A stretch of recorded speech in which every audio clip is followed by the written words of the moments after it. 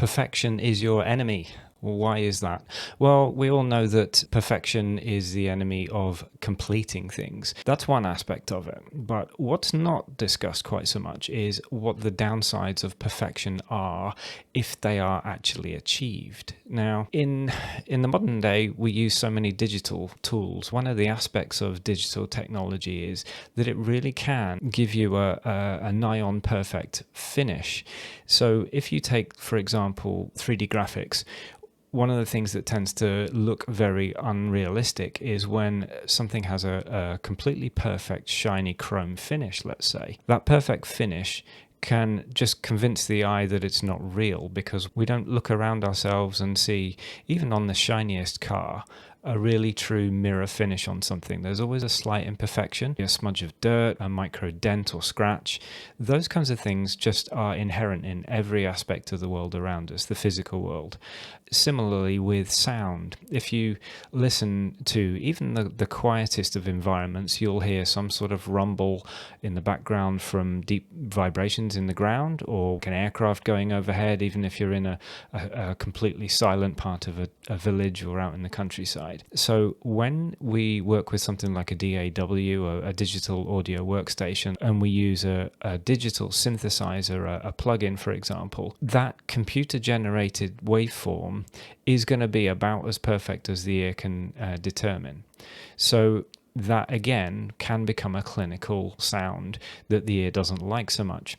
And I think that's one of the reasons why vinyl records and analog synthesizers, that sound quality that you get when there are inherent imperfections in something, is very desirable. There's a couple of references that I'm going to talk about here. In cinematography, for example, a director called Conrad Hall, he made a movie called Cool Hand Luke, and he focused on something called magic naturalism. What he said was, I take the accident and I turn it into something wonderful or magical.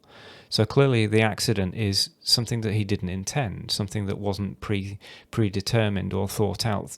It was some sort of imperfection in the process that he used, or something that just went wrong in the planning of a scene. Effectively what we're saying there is, and it doesn't quite go right, that could add something unexpected, something magical to the finished product. A scene that you're shooting and somebody half fluffs a line, or drawing that you're doing and the pen slips, or you get that tiny ink blot that you didn't want. Those things can go together to make the finished article unique and somewhat magical. Will Gregory from the band Goldfrapp: I would say that more than 50% of composition is mistakes or things that you don't plan. Whenever I've tried to plan things, that's usually the kiss of death. It's learning to live with that insecurity that's useful to do. Again, another example of accepting when imperfections arise. Something that takes a little while to embrace, but when you do, it can be so liberating. And I've mentioned this before in a previous video. I'll put a link.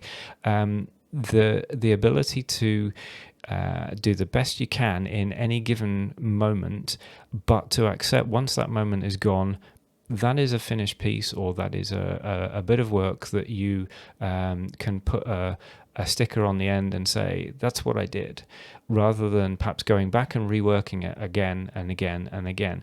When you get something that is as close to perfection as you can make it, sometimes you've squeezed the life out of it just reworking it so much. And that initial spark that you might have had could have vanished underneath all those layers of polish and veneer and the reworking time and time again.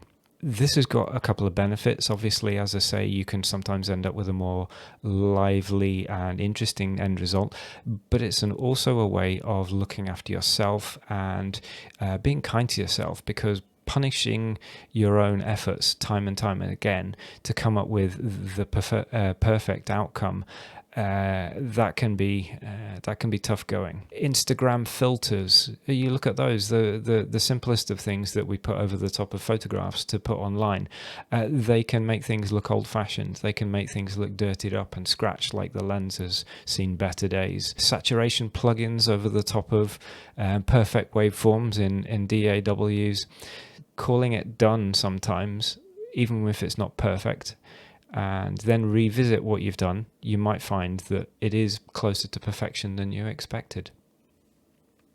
Thanks very much for watching, and I'll see you on the next one.